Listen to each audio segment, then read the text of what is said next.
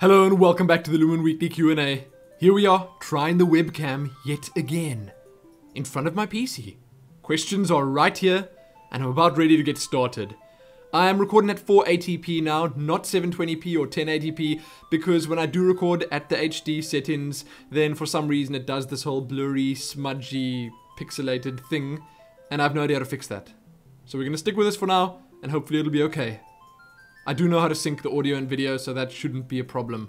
Before I start, I'm going to just mention that I will, a little bit later today, get a video up talking about the Guild Wars 2 server thing, so don't stress about it. There is a vote up currently on Facebook. I'm not sure which server is actually winning, I haven't really checked, but there is a poll up that's asking for your opinions, and we're just going to choose a server for the last beta weekend event, seeing that Long Ice Ledge is, for some reason, no longer there.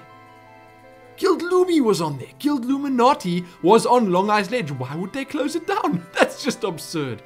Anyway, they did it. As ridiculous as that is, they did it. And we're going to choose another server for this beta weekend. And then I'm sure soon after this beta weekend, they'll throw up another post saying, well, here's the full list of servers. We know how many servers we need now. This is what we're going with. Then we can just choose which server we're going to go on for keepsies. So, with that out of the way, I hope you've all voted in King of the Web. Thank you. Now, first question. First. Because there might be a bunch of new subscribers, I'm not sure how many, but firstly to you guys, welcome. This is the weekly Q&A. You can leave questions by posting them as comments below. I usually say all of this at the end, but I don't want to let you sit through an hour of me talking just to get to that.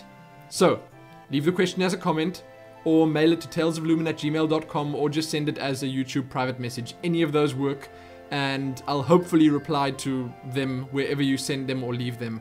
That's cool. So, I've got some water here. Now we can get to the first question.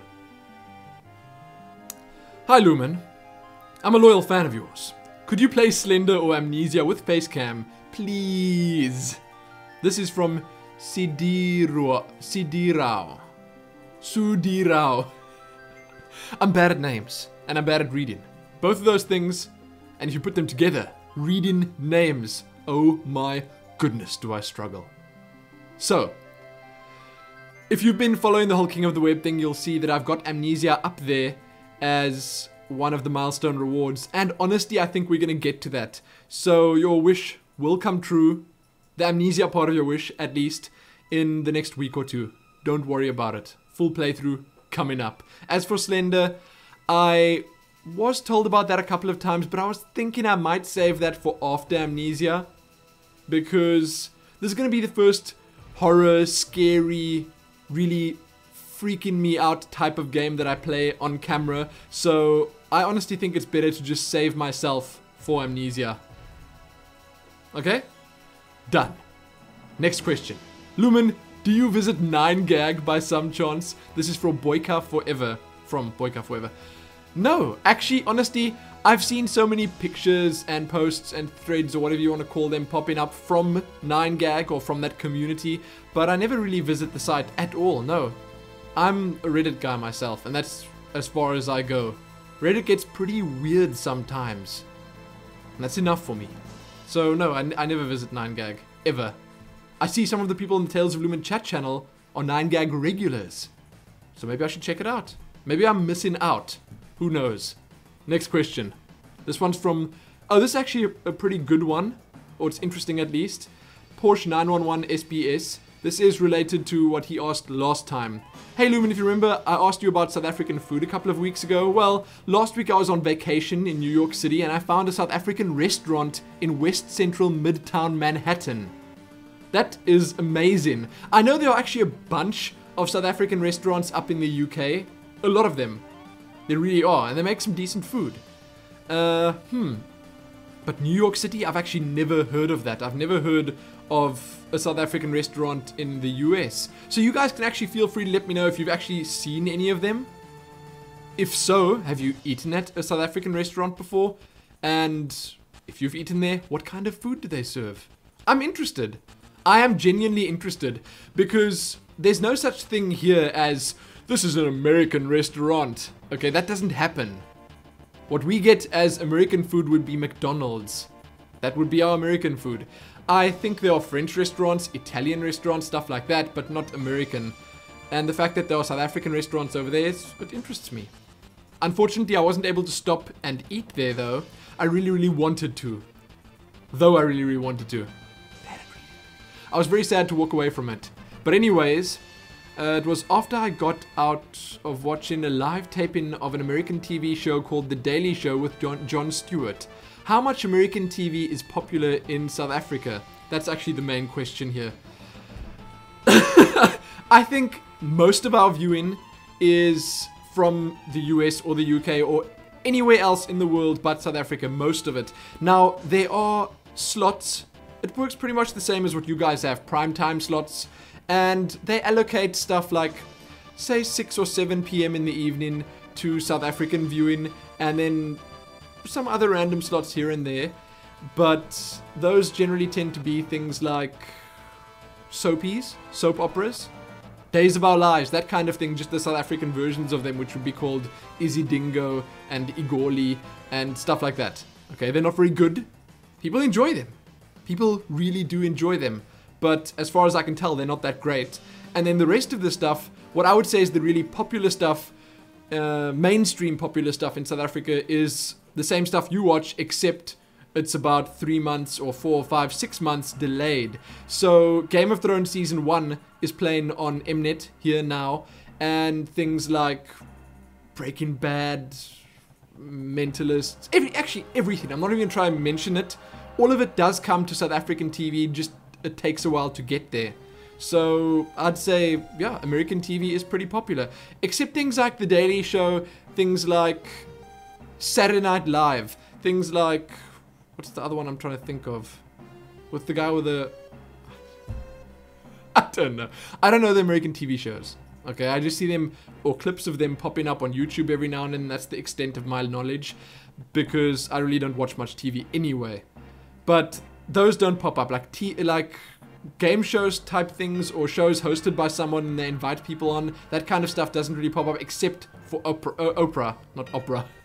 Oprah, Ricky Lake, that kind of thing. We do have that here, and it's very popular. People just eat it up. They love it. The housewives sit at home watching that all day long. It happens. Oh, next question. It actually starts with the O. That wasn't me, Owen. Oh, and if I can ask more about TV in South Africa, how does it work with all the languages? Is most of the program in English, or are there many Afrikaans, Zulu, Xhosa, etc. programs as well? Is British television popular too? So refer to my previous answer for British television, super popular. We get a lot of that kind of stuff here. As for the languages, there are a couple of channels. So there's SABC 1, 2, and 3. And I can't actually say for sure, but I think, yeah, one of them is Afrikaans, one's English, and one's like Xhosa, Zulu, all the other languages that you can think of. All of them. They're on that channel. Then there's ETV as well, which is like a mixed bag of pretty much everything. But there's one channel dedicated to each of them. We've only got like 4 channels that are South African, that are from here for here. I don't think there are very many others. We get like other African channels as well, but they're not specifically South African, and those are mostly just other African languages, no English at all. But I would say most of the viewing is English, because I think most people in South Africa do speak English, and I'm saying most. And I would also probably say that if they don't speak English, it's probably a goal of theirs to learn English. So there you go. How did your parents react when they found out that you were making videos of this kind? Did they support you? Maybe they're subscribers. This is from Honored Mind. And the previous one was also from Porsche 911 SBS. My parents are very supportive. They know everything about what I do, and my mother's subscribed to me. I'm not sure if my father's subscribed. He doesn't really use anything except he recently moved into using Facebook. So he uses a little bit of Facebook now. He prods and pokes around there. Looks what other people are doing on their walls. He is voting for me in King of the Web, I think. Both of them are. So, thank you.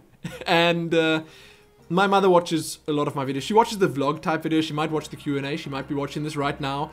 And she doesn't really enjoy the gameplay stuff. Well, I don't know. She would probably enjoy it, but she doesn't really watch them. There's no reason for her to watch them. So they're happy. They are happy with me doing... I'm moving my chair back a bit now.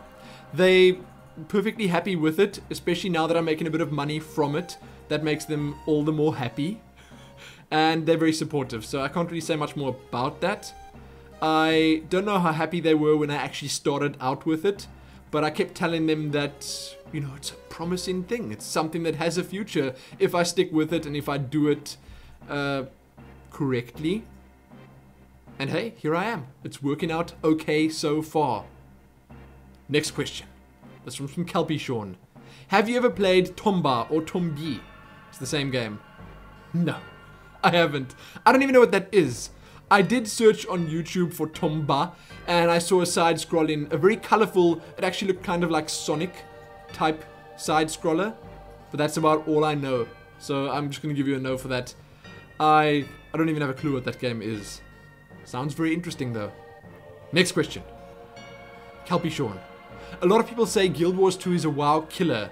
What do you think about that?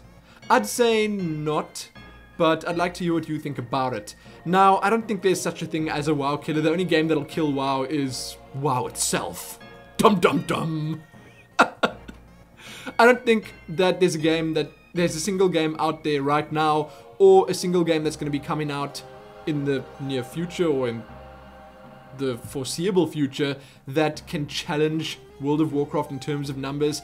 I do think Guild Wars is going to do incredibly well, but regardless of the numbers or the number of players that actually pick it up, it's going to be successful. It's going to have constant updates. They're going to be able to support it because of the business model they're choosing to use. Who knows, okay? I can't say for sure. It might be bigger than WoW one day. It might actually take a lot of the subscribers away from World of Warcraft one day, but I don't think it's going to be the WoW killer. There's no such thing. Maybe the next MMO that Blizzard releases will do something like that, but then it won't be killing WoW. It will just be filling this different slot where WoW will probably go free to play in a year or two, and then it won't matter to them. Because WoW will go free to play. I think that'll be the next logical step for them. To make it free to play, to add some sort of different business model to it. Who knows? I can't say. They'll probably make enough money from people buying in-game stuff if they just keep adding more of it to support whatever they have going with it, the infrastructure, the servers, and that kind of thing. But Guild Wars 2 versus WoW, a lot of the same people will play them, but there's no way that it's gonna just kill it, because there's no reason to not play both. Guild Wars 2 is a once-off purchase. You don't need to buy any of the in-game stuff. World of Warcraft is a subscription-based game, right now at least, and a lot of people would just say, well, I'm going to raid in World of Warcraft, I'm going to socialize in World of Warcraft, I might PvP a little bit here and there, maybe when the arena season starts, I'll spend a bit of time on that.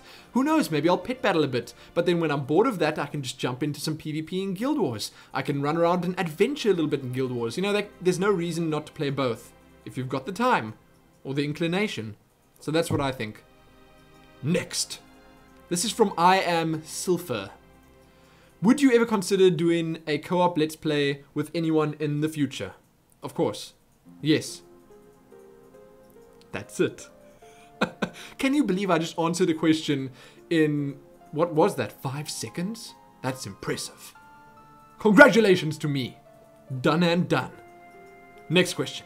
Will Guild Wars 2 have a good endgame? I actually like the Guild Wars 2 questions. Thank you for sending them in. I'm always keen to talk about it. Although I'm not the most knowledgeable person when it comes to Guild Wars, I can definitely give it a shot. So, will Guild Wars 2 have a good endgame? What will the player do at the level cap? Can you still go out and explore new things, or is it just PvP/gear grind? This is from KillerStick1. He actually sent in a bunch of questions, most of them relating to Mr. Pandaria and Guild Wars 2. So, endgame Guild Wars 2. Interesting.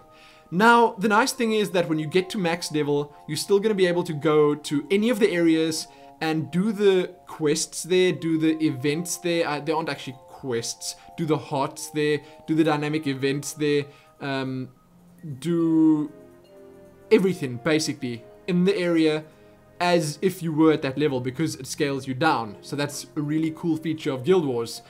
What you're going to be doing at endgame, you can play with friends. You can go do the areas that you didn't do. You can PvP.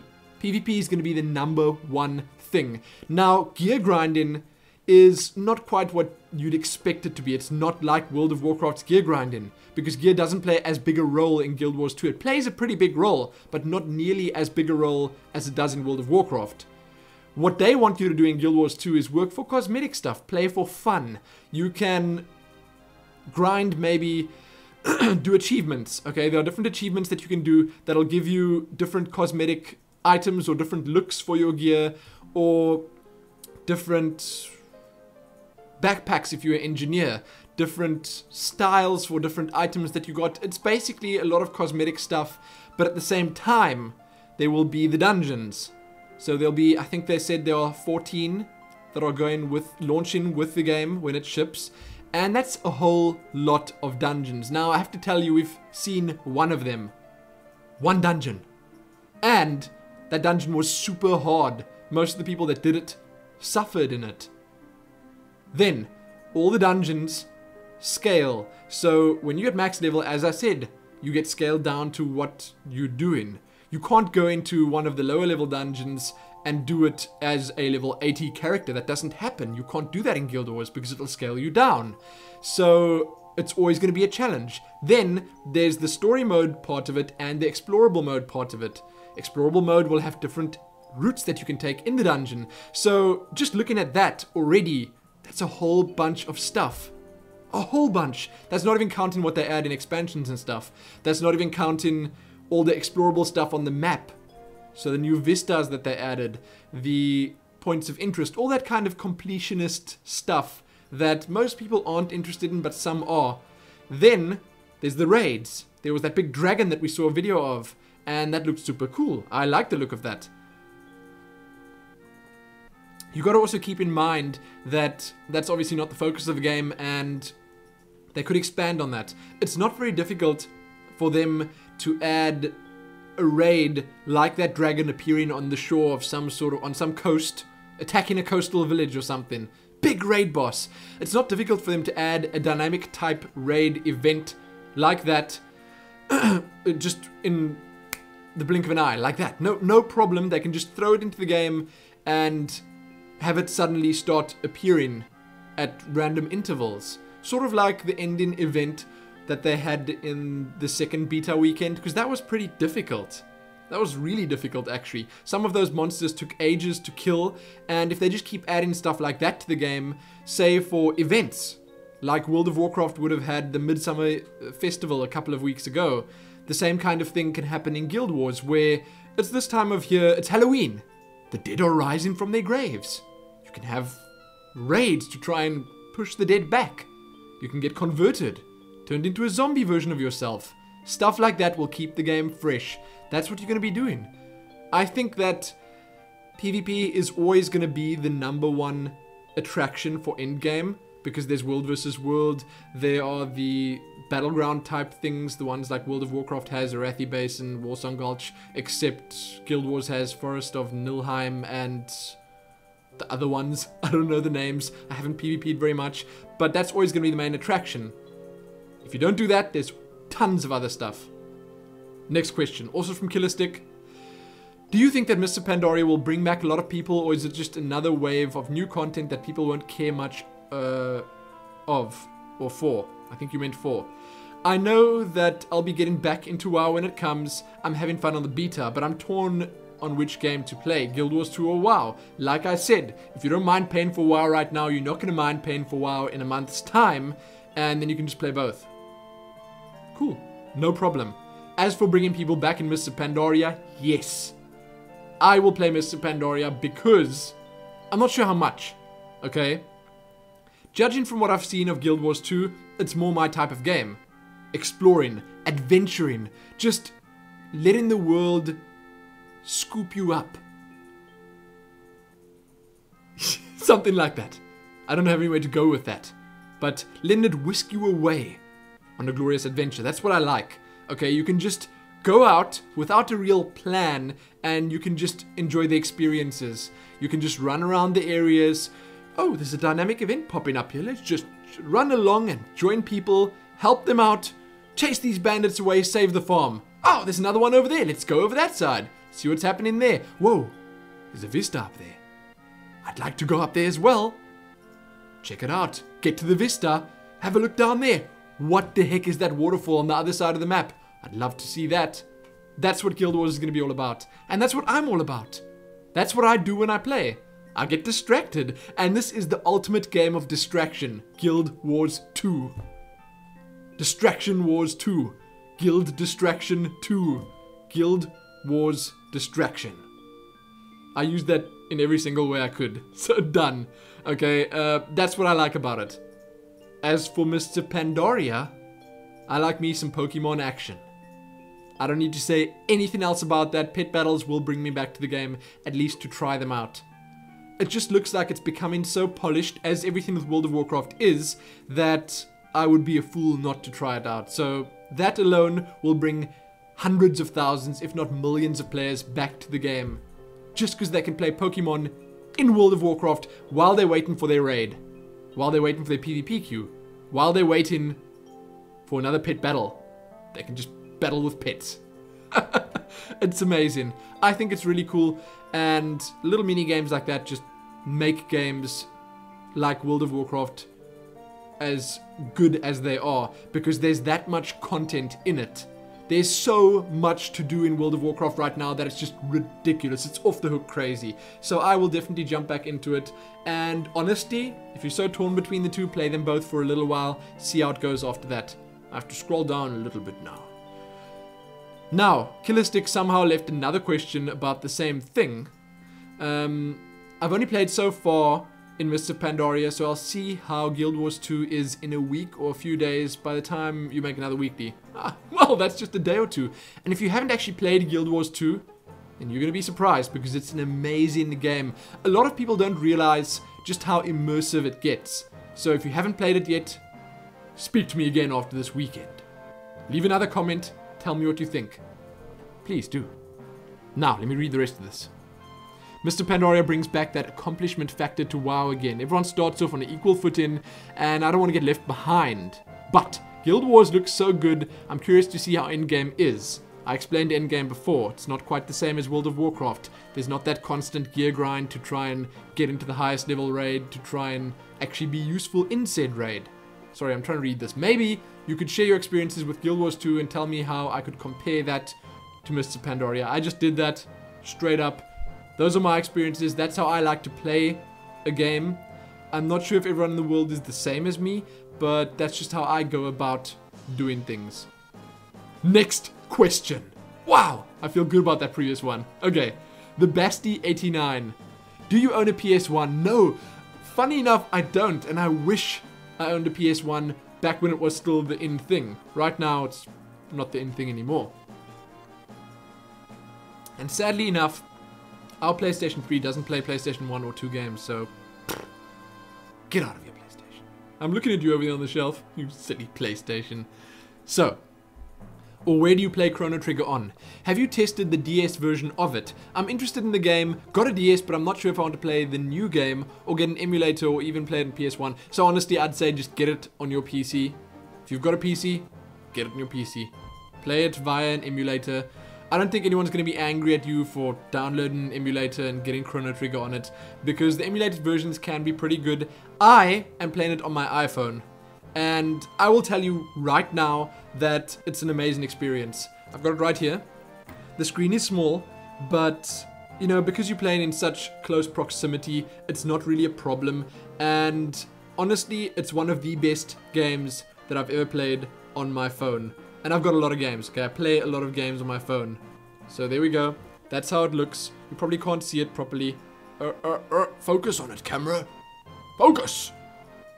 There, there we go. There's Chrono Trigger on my phone.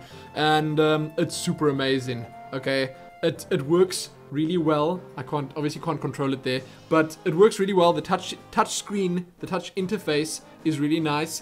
And I like the fact that they actually ported it over. They didn't just, it isn't a straight, well, is it straight port, or I don't actually know what word I'm looking for here, but they worked on it a little bit. They improved a few things, and it's a slightly better version than the DS one. I'm not sure if it's for everyone. Some people might get frustrated by playing on a screen of this size or on a touch screen or whatever, but for me it's been okay. I'm a bit of a newbie when it comes to playing games on the iPhone, but I enjoy that. I am actually going to buy myself Final Fantasy 1, start playing that, then Final Fantasy 2, then Final Fantasy 3 on iTunes to play on my phone, because I like it so much. So, that said, if you have an iPhone, get it on your phone. It costs probably like $10 or something, and it's well worth it. Well worth it. As for the DS version, I haven't actually tested that yet, but I know it's pretty good. I do know the DS version is good, and it's probably just about the same as this. I think they remastered the music a little bit. Some of the sound is better, but overall it's the exact same game. Either way, good game. Play it. Difficult though. Difficult. Then, next question. Do you ever get bored repeating the acts in Diablo? This is from Sean Battleborn. That's a cool nickname. Really rolls off the tongue. Sean Battleborn. If that's your real surname, you've been blessed, my friend. Because that's amazing. I don't think it is, but I like it. Acts in Diablo. I don't get bored by stuff like that. I've been doing it my entire gaming life, repeating stuff.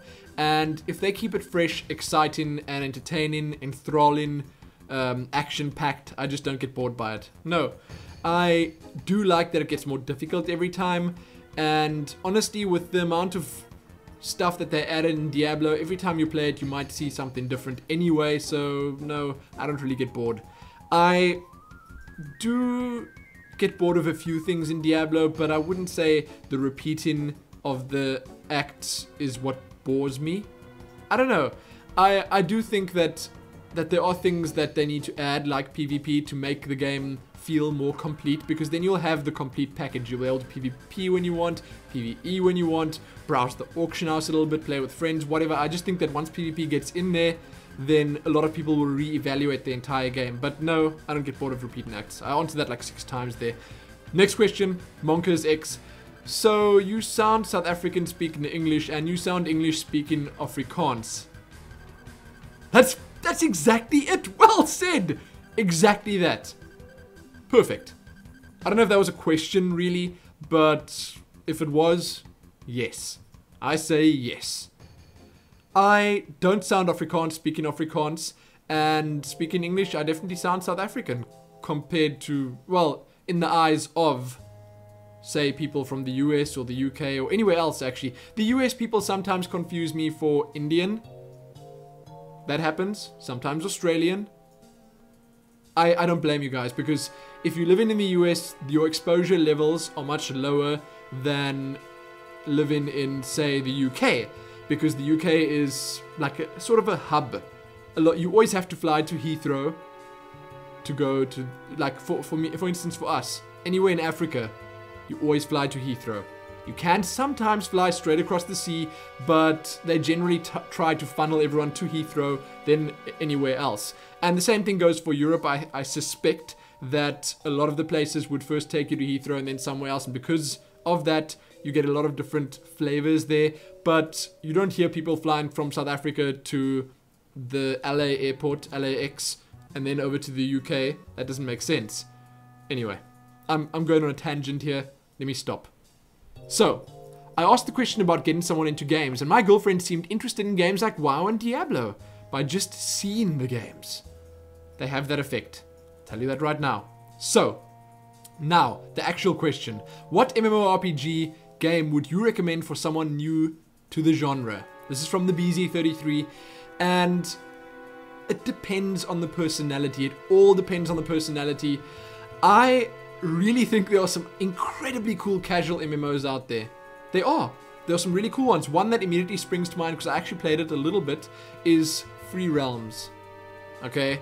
Don't go play Spiral Knights. That is not so cool. But Free Realms is amazing, because if you just run around in the world, then you can basically, it depends. Alright, let me just go back a step and say it depends on the personality.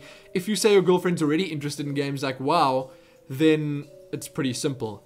But if she's more a girly girl and not so much a gamer, if she's the kind of girl that likes to play the Wii, then I would say that something like Free Realms or something much tamer would be better to start on. Free Realms is in fact free, and there's a lot of stuff to do in there, Without pain, there's actually a lot of content. The world is beautiful. You can make some nice characters in there. You can just run around and socialize a bit, and that's a good starting point. But that said, if she likes World of Warcraft, go for that. When Mr. Pandaria launches, oh my goodness. Pet battles. Pokemon. What kind of girl doesn't like Pokemon? Every single girl in this world should like Pokemon. World of Warcraft's getting pet battles. That'll be a good place to start. She can collect little critters to do battle for her. A collection, collecting things. That's like very high up on any female's to-do list. Telling you that right now. You heard it here first. Boom. So collecting pets, doing achievements, stuff like that just seems to be the go-to stuff for girls. Then you can even start her on World of Warcraft on the starter edition, which is free till level 20 or something. So why not just do that? If you've got the World of Warcraft client already, try that out. Get her to make a blood elf. That is the go-to race for girls. And I'm not being sexist or anything. I'm just saying that I know a lot of girls that make blood elves because they can be quite pretty. You can actually... I had a blood elf character. Okay, I'll admit it. I had a blood elf character because they look that cool. But they are just the best looking female race. Night elves and humans, they look a little bit dodgy now because of the really terrible texture work, which I am not even sure why Blizzard hasn't fixed yet. Why haven't they done something about that yet? They've had 3 or 4 expansions worth of people just whining at them to fix these textures to make them look better, but no. No! They add goblins that look better, they add blood elves that look better, Draenei look better, what other than Worgen look much better, Pandaren look amazing, but still the humans are left out in the cold. Poor things. But I'm going off on a tangent again. Anyway, I'd say start her on World of Warcraft. That's that. I don't know what to do with my hands in this because usually I'm holding my phone and I don't have to do that now. I'll just rock on my chair. That'll keep me busy. So, this is from David. What was your first gaming system? Good question. I've actually answered this before, but I think when it was a long time ago. I think what I said was we had these TV games, but we had that before I had my first PC, I think, and I call them TV games. Someone else actually corrected me and gave me the correct name for them, but it's basically just these things that use the cartridges, and we actually sort of upgraded to a Sega Mega ROM after that, which is the same kind of thing, just better graphics, better games, more fun. But the TV games, we had this cartridge of 100 games in one, where it was things like Battle Tanks and Pac-Man and Tetris and Arkanoid and all that kind of stuff. That's what I started on. Then my first PC was a 486 or 386. I can't actually remember which of the two. Those are pretty much the same thing nowadays, at least. And we got this CD with it, a EA Classics collection, and that was the best collection of games ever. If you want to get a good selection of games, do yourself a favor and get those. Ultima Underworld. Straight up. Good start. Ultima 7. What? Can it get better? Yes, it can! Savage Empire. 7 Cities of Gold was amazing. Also on there. Wing Commander. And then some other stuff. Wow. Those are some really decent games. Back then, at least, those were the cream of the crop. Those were the best games out there. I played Ultima 7 too much. Same for the other games, but I enjoyed Ultima 7 the most on that CD. I was too scared to play Ultima Underworld most of the time, but it is still an amazing game. That's actually the reason I started Legend of Grimrock up. So, I hope that answers your question. That was my first system. Then, someone actually asked here, what do you think about the... Alright, I know who this is. This is from Hailcore, the Necromancer, or Necromancer, I actually say Necromancer, not Necromancer, of Luminati. Everyone knows who Hailcore is if they were playing in Guild Lumi, the Guild Wars 2 beta weekends, which you may be doing in just a couple of days. Haha! Yes! Starting soon. So, he asked, what do you think about the kind of arena system that they have in Guild Wars 2? Now, I'm not really sure what you mean by that. If you mean the PvP Battlegrounds, the non-world versus world things, I think you mean that. Okay? I think you mean that. And the next question is actually comparing that to World of Warcraft's arena system. So, if you mean that, then I think what he's getting at here is the differences in the sense that you've got PvE objectives in the PvP arenas or battlegrounds. If you mean arena system in some other way, then I've got no clue what you mean. I only know about the battlegrounds, the world versus world, and I think out in the world there are actually arenas where you can jump in and do battle with players, but I think you mean the middle one of those, the actual battlegrounds. So I like that they mix in PvP and PvE up a little bit, but that's where it should stop. They can't mix it up too much. I like the fact that their objectives, the capture and hold thing, that's obviously been done. World of Warcraft's been doing it for a long time, but they did spice it up a little by adding these extra objectives that you can do. In the latest blog post that they published, they actually said that they added a couple of objectives. They added that new battleground, so there's 3 of them now, and I like the way they work. I think it's going to be 5 versus 5 in the serious competition situations, and that's a good amount versus a good amount, especially in something like Guild Wars. I don't think 2v2 would work. If it was in the game, it would probably be fun, but I think that Guild Wars shines when it comes to something like 5v5 or 4v4 or nothing less than that, basically. So, I like what they do. He actually asked for positives and negatives. I like what they do with the PvE mixed into the PvP. I think that's great. I like the dynamic nature of the maps, where things change as you're busy playing on them. World of Warcraft doesn't do that so well. They try, but it doesn't feel the same as in Guild Wars. Now, I can't really say anything negative about the way World of Warcraft's battlegrounds work. I feel that they're way too easily dominated. I feel that if one team in World of Warcraft is way better geared, it will just destroy the other team. And that is where the positive comes in on Guild Wars side. Because of the way it works, because it's not too gear dependent, it's going to be much easier to do. But the negative, they need to keep a close eye on the balance in Guild Wars, because there are so many professions. Because of the ways the professions interact with the PvE situations in those battlegrounds, they need to keep an eye on that. So you could have balance issues. It might not work perfectly at launch. It might feel slightly iffy. We're going to have to wait and see. I can't say yet. But the second question was actually, being a fellow long-time WoW player, I'm also interested in your thoughts of which of these 2 arena types are the better one, if that makes sense to you. What are the differences, positives and negatives? I don't think there's a better one. I think World of Warcraft has an extremely polished play experience when it comes to that. They got a lot of, I don't know if they're, I feel as if all their battlegrounds have sort of melded or gelled into one, because their AV is not how it used to be. It's not these long epic battles like Guild Wars' World versus World is going to be. So I feel that AV is just a hectic rush to the end, and I don't like that anymore. As for which is the better one, I can't say. I really can't say. I have to actually test Guild Wars 2's out a lot more. I do think that Guild Wars has all its battlegrounds working in a very similar way, which means that you might get a little bit more bored of it a little bit quicker than you would in World of Warcraft, because there's a little bit more diversity in World of Warcraft, and it's only slight in the sense that in this one you're capturing a flag, in that one you're holding a point, in the other one you're destroying this, and in the other one, I can't actually remember what battlegrounds are there. My goodness, it's been so long. I know of the basics of Arathi Basin and Warsun Gulch. Those 2 are really good to go on. And obviously the capture and hold. There's those 2 new ones that came, and I never really got into them. Okay, I didn't play, I didn't do much Tol Barad or anything like that. I did a lot of Winter Grasp. Those are different, obviously.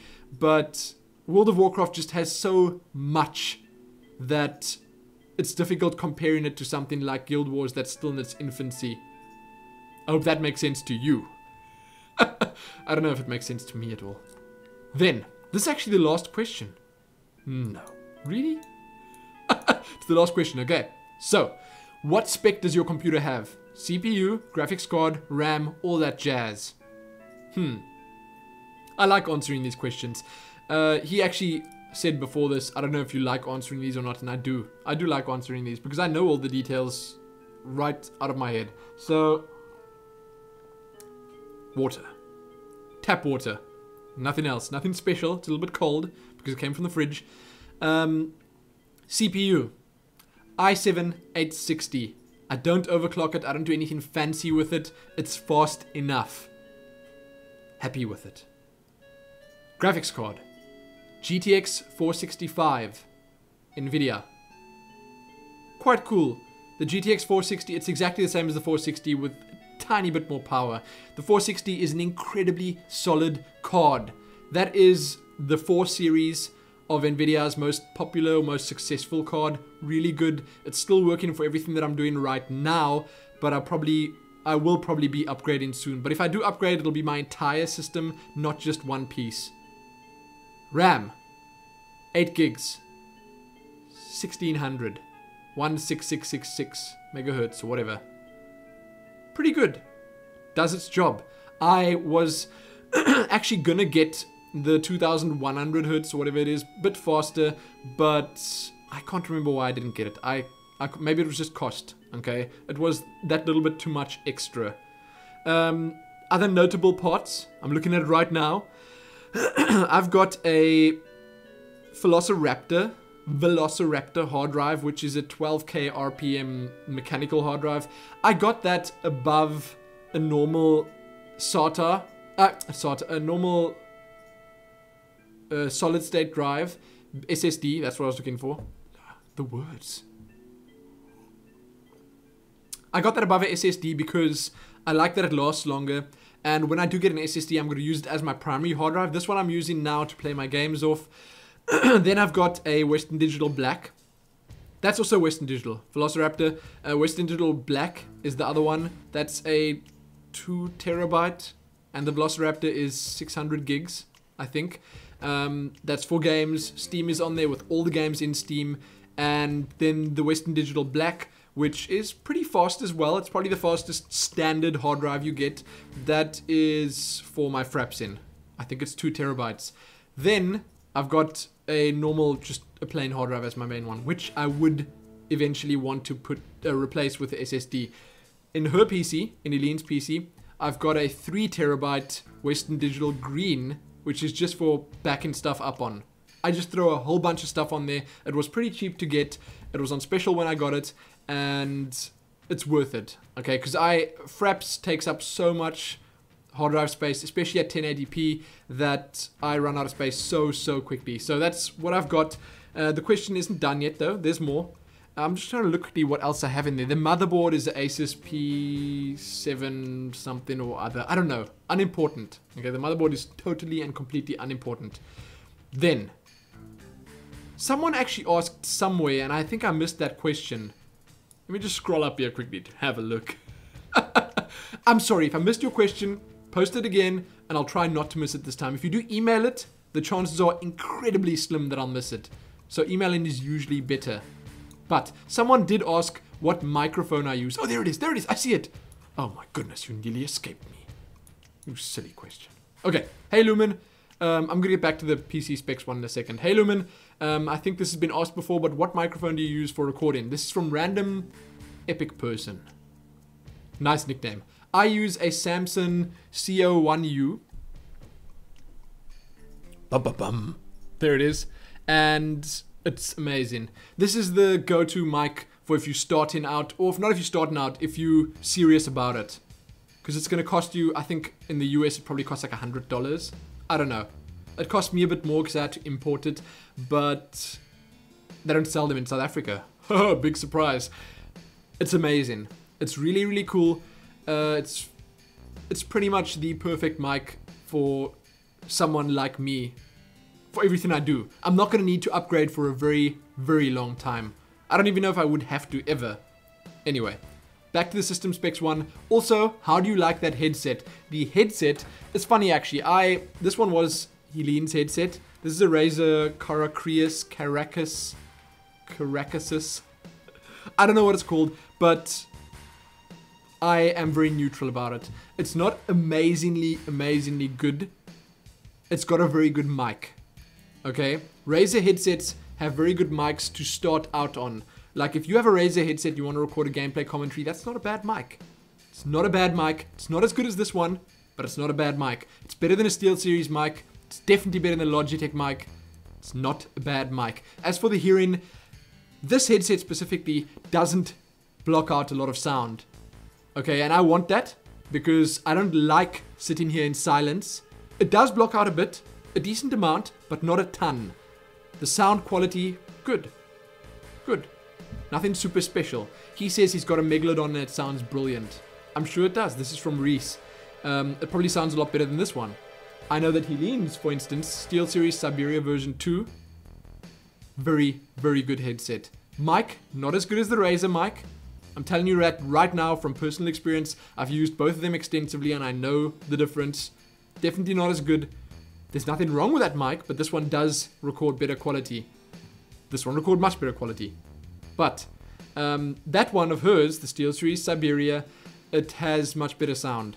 The SteelSeries headsets seem to have really good sound. I can't compare it to a Megalodon. The Megalodon is that super elite, huge one with the 5.1 or 7.1 surround. So that's probably incredibly good. I can't even imagine.